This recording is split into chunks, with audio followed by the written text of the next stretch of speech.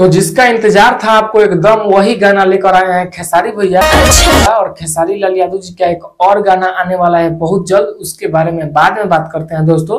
पहले इस वाले गाने के बारे में बात कर लेते हैं कि मोहर लगवा लिया कि नजर से लगवा लिया, ऐसा कुछ करके गाना है। तो दोस्तों मैं आप सबको तो ये बात बता दूं, आप सब वीडियो देखे होंगे कि काजल वायरल गर्ल काजल जी इस वीडियो में हैं और अपने ट्रेंडिंग स्टार खेसारी लाल यादव जी हैं।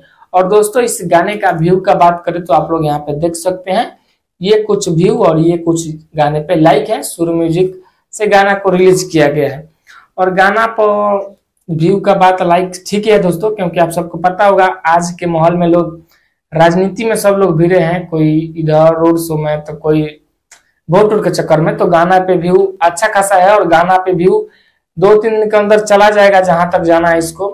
और गाने का मतलब डांस का बात करें इसमें तो डांस तो बिल्कुल डांस करने वाला है भी नहीं।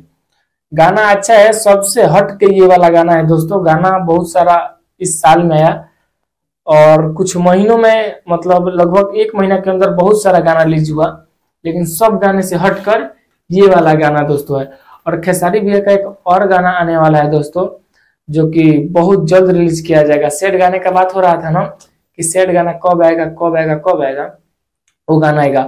और ये जो गाना है ना दोस्तों बहुत पहले का ही शूट करके रखा गया था और ये गाना अब जो है कि रिलीज किया गया। और ये जो वायरल गर्ल काजल जी हैं ये आजकल वायरल ज्यादा नहीं है, 3-4 महीना 5 महीना लगभग बहुत ज्यादा उस टाइम वायरल थी और इनका डांस बहुत ज्यादा फेमस हुआ था और आज भी इनका काम अच्छा ही है।